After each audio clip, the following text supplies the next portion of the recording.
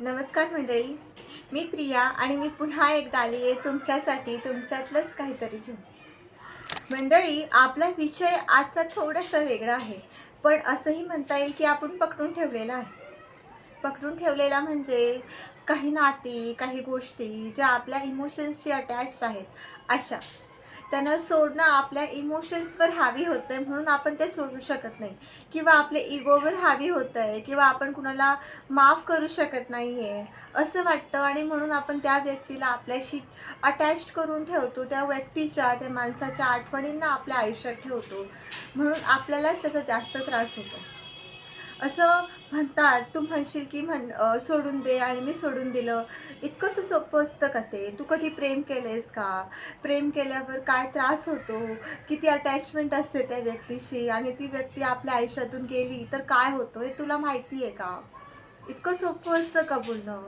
आणि बोललं आणि लगेच सुटलं असं असतं का? नाही.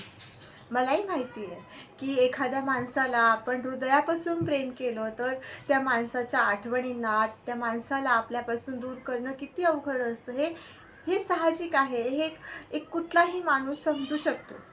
पण आपण हेही समजायला पाहिजे, की एखादी व्यक्ती जर आपल्याला सोडून गेली आहे, याचा अर्थ त्या व्यक्तीला आपण त्याच्या आयुष्यात नकोय.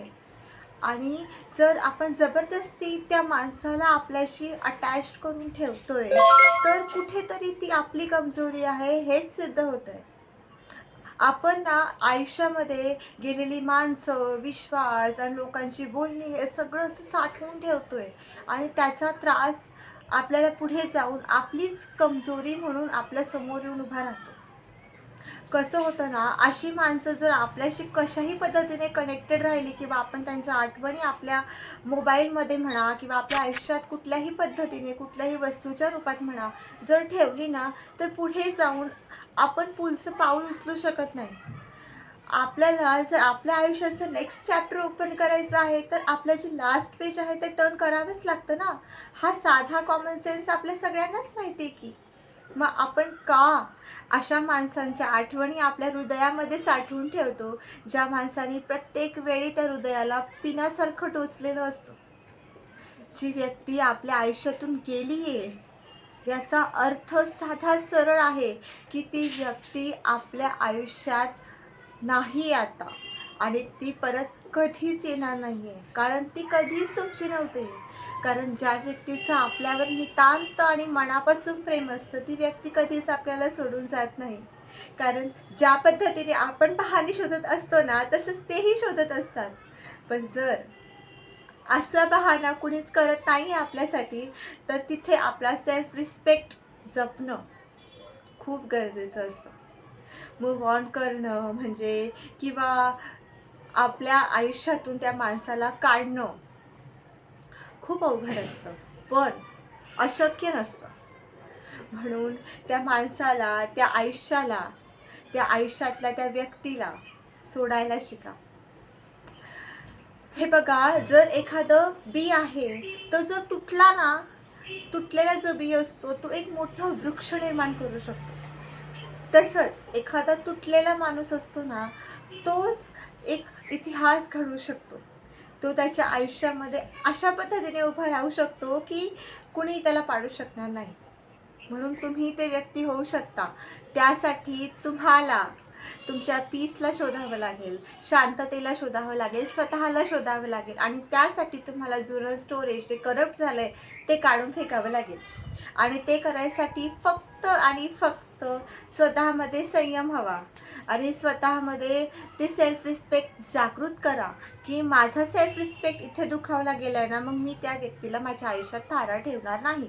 मी त्या व्यक्तीला माझ्या आयुष्यात काढून फेकणार आणि त्याच पद्धतीने त्या व्यक्तीला तुमच्या आयुष्यातूनच नाही तर तुमच्या आठवणीतून, तुमच्या हृदयातून सुद्धा काढून फेका. कारण ती व्यक्ती तुमच्या आयुष्यात राहण्याच्या लायकीची नसते. परमेश्वरालाही माहीत असतं की तुमच्या आयुष्यात राहण्याच्या लायकीचं कोण आहे. म्हणून तो काही ना काही बहाणा करून त्या लायकी नसलेल्या व्यक्तीला तुमच्या आयुष्यातून काढून टाकतं आणि त्यासाठी तुम्हाला ती जागा मोकळी स्वतः करावी लागते, जेणेकरून नवीन व्यक्ती त्या आयुष्यात ती जागा म्हणून उभा राहील आणि तुमचं आयुष्य प्रेमाने भरून टाकेल. आपलं हृदय देवाने दुःख साठवून ठेवायला नाही ना दिलेलं. देवाने ते प्रेम करण्यासाठी दिलंय, प्रेम साठवण्यासाठी दिलंय, भरभरून प्रेम करण्यासाठी दिलंय. म्हणून त्या हृदयामध्ये दुःख आणि वाईट लोकांच्या आठवणी नका साठवून ठेवू. त्या हृदयामध्ये प्रेम साठवून ठेवा, कुणाप्रती, कुणासाठी. आणि हे खूप सोपं आहे करायला गेलं तर, आणि खूप अवघड आहे बांधून ठेवलं तर. म्हणून सोडायला शिका. सोडायला शिकलात तरच धरायला शिकाल. आणि कधी कधी काय होतं माहिती का मित्र हो, आपण एखाद्या व्यक्तीच्या विश्वासघाताने किंवा त्याच्या सोडून गेल्याने आपण इतके हर्ट होतो ना, की आपण पुन्हा जाऊन नव्या रूपात कुणावरही विश्वास करू शकत नाही. होतं ना असं.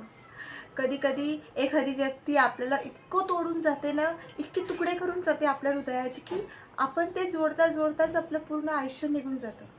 आणि आपण पुन्हांदा कुणाच्या तरी प्रेमात पडू, कुणासाठी पुन्हा एकदा झुरू ह्यासाठी तयार नाही होत. आपल्याला प्रत्येक वेळेस असं वाटतं, की एकदा आपल्याला झालंय, त्रास झालाय, खूप त्रास झालाय आणि पुन्हा एकदा परत त्याच त्रासात अडकायचं नको बाबा. त्यापेक्षा ह्या प्रेमापासून, ह्या सगळ्यापासून दूर गेलेलं बरं. एकांत बरा, एकटं राहिलेलं बरं. आणि मग तो एकांतच आपल्याला त्याच व्यक्तीकडे घेऊन जातो, ज्या व्यक्तीला आपण ऑलरेडी सोडून आलेलो असतो. म्हणून विश्वासघात केलेल्या व्यक्तीमुळे स्वतःच्या मनातला आणि स्वतःच्या आयुष्यातला विश्वासच गमवायचा, ही कुठली समजदारी आहे सांगा? म्हणून आयुष्यामध्ये विश्वास करा. हे बघा, आपल्या हाताची 5 बोटंही सारखी नसतात, 5 व्यक्ती सारखे नसतात. अगदी एका झाडाला आलेली सगळीच फळं गोड असतील असंही नाही, त्यातलं एखादं आंबट असतातच. तशाच पद्धतीने आयुष्यात आलेली सगळीच माणसं वाईट असतात का हो? काही माणसं अशीही असतात, ज्यांच्यावर आपण एकदा विश्वास दाखवला तर ते आयुष्यभर आपला विश्वास तुटत नाही. ते आयुष्यभर त्या विश्वासावर कायम उभी राहतात. आणि आपला तो विश्वास खरा ठरवण्यासाठी दिवसेंदिवस प्रयत्न करत राहतात.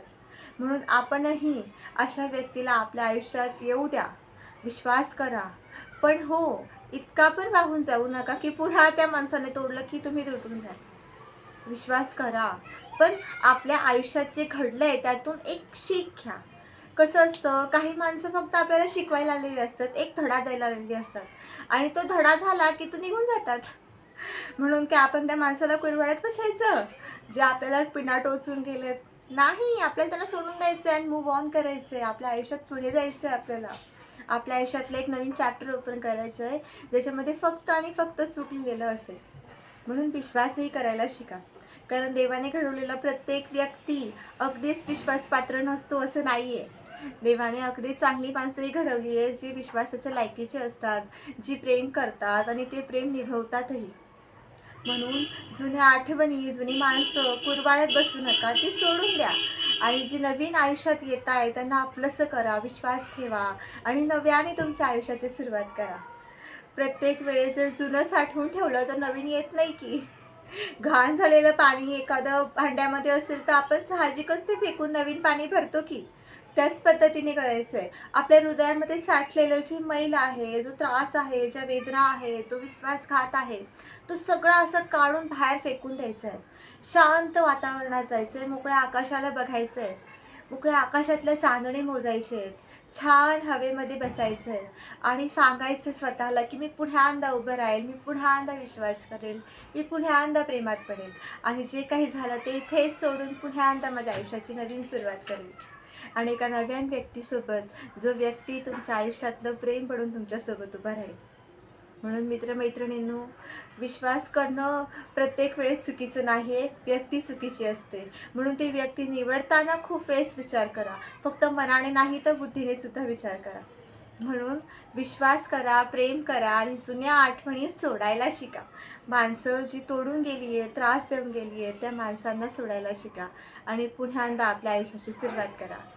माझं बोलणं, माझे विचार जर तुम्हाला पटले असतील आणि माझे असेच नवीन नवीन व्हिडिओज बघायला तुम्हाला आवडतील आणि नवीन नवीन विचार तुमच्यासमोर मांडायला आवडेल, तर नक्कीच मला सबस्क्राईब करायला विसरायचं नाही आहे आणि शेवटी लाईक करायलासुद्धा विसरायचं नाही आहे.